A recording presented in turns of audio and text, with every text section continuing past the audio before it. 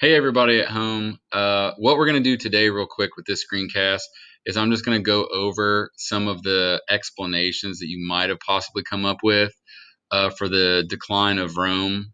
Um, in class, we didn't get super far on this, like in one class period. So, obviously, if you all got a little farther or you didn't get as far as this, that's okay. But for right now, what they have in their notebooks is they have every one of these individual factors, I guess you'd call it.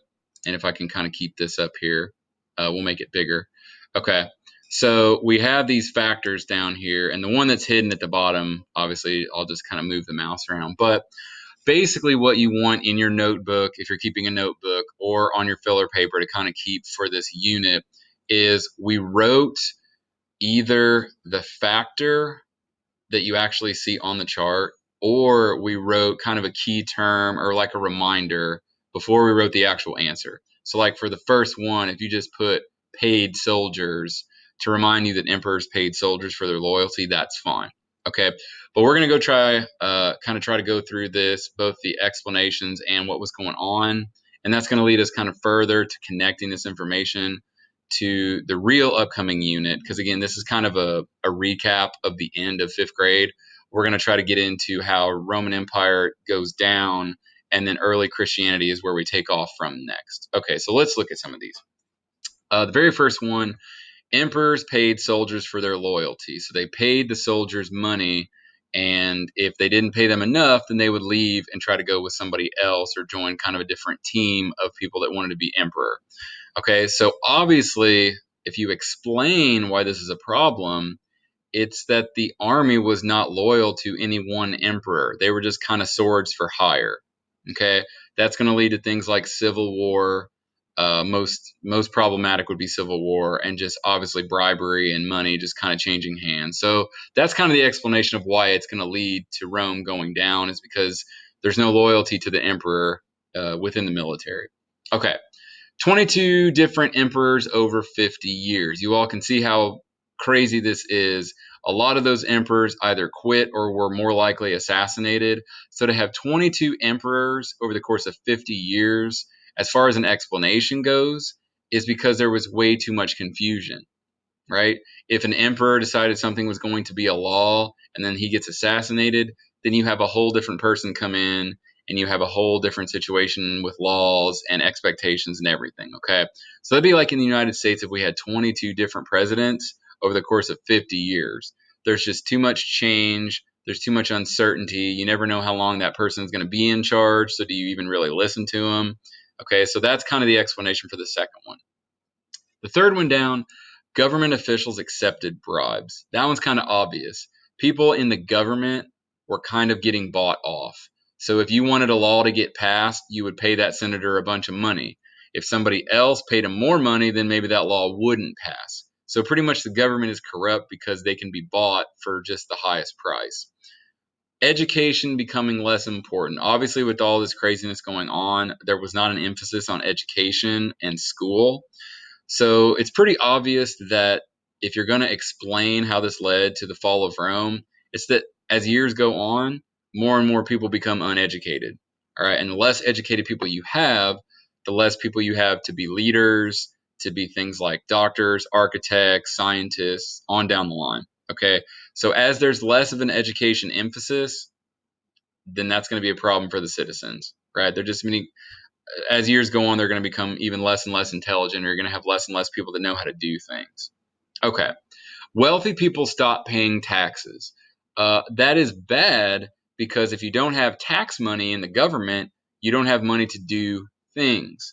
So if wealthy people just decided one day, hey, we're not going to pay our taxes anymore, then you don't have money for the military. You don't have money to provide food for your people. You don't have money to build roads and bridges and buildings, temples, things of that nature. So if the wealthy people just kind of shut down paying their taxes, then you have no money to work with in the government. That's the biggest explanation I can give you all on that one.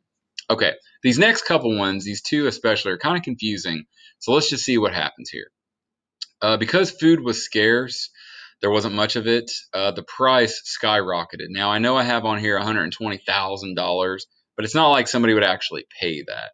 What tends to happen is you have somebody that just can't afford to buy certain products anymore. A lot of people actually.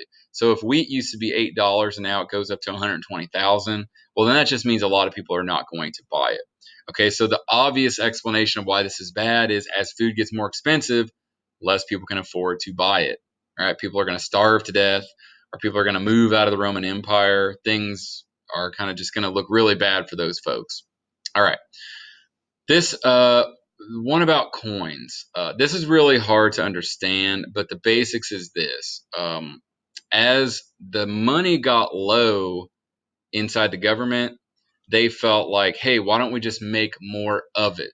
Okay, not like counterfeiting money, don't get me wrong, but like if you have a couple bucks left and decide, hey, I'm just going to print out more money, here's the problem with that: the value of your money goes way, way down. Okay, think about something you want to buy. Okay, if you wanted to buy a really expensive pair of shoes and you had to outbid the next person because they wanted them too, you would pay some more and then they would top you and then you would top them. It's almost like a bidding at an auction, right?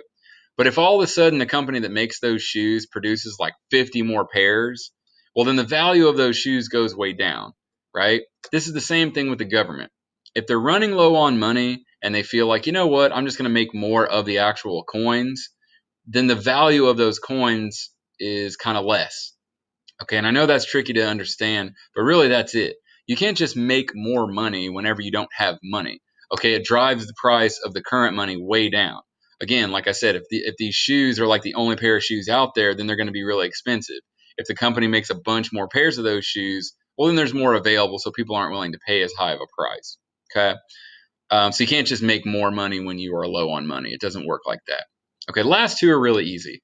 Because the Roman Empire became so large, it became very difficult for the emperors to know what was going on in all the parts of the empire. It became difficult for the army to keep up with all the battles. So a lot of outside groups are going to start invading the Roman Empire and taking off little pieces of it. So that is essentially the problem with this. And as far as an explanation, they become too big, they become too large.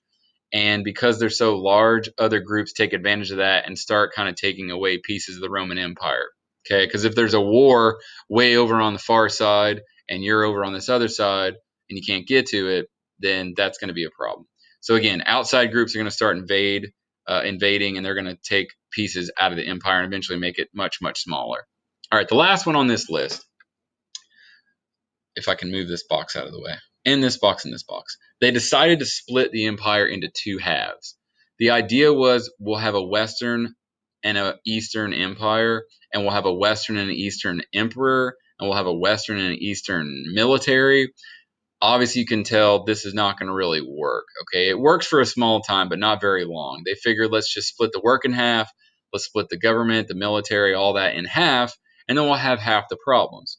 Well, you all can tell if you have two emperors and you have basically two halves, they're not really going to work together. They don't have to work against each other. Don't get me wrong. They're not going to have like a big civil war or anything. But the East is going to worry about East issues, and the West is going to worry about West issues. So they're not really going to help each other out. And that eventually leads to kind of the decline of at least one half going down really fast. Okay. So that wraps it up for today. Okay. There's not any new assignment. I don't want to get you guys too far ahead of the other group, or I definitely don't want to have you guys fall behind. But at this point, you're pretty much with us. Okay. We're supposed to look at these things, just see what was going on with the Roman Empire, what was bad at the time. And specifically on each of these, you need to have written something down about why that's going to lead to the fall. Okay. So don't just write 22 different emperors over 50 years. Tell me why it's bad to have 22 different emperors over the 50 years. Okay. That's what you really want to have written down. Okay. Hope y'all are staying safe out there. We miss you here at school, obviously. So over the next couple days, we'll have some more work coming your way, and we'll get further into this unit talking about the end of the Roman Empire. All right. See you guys soon.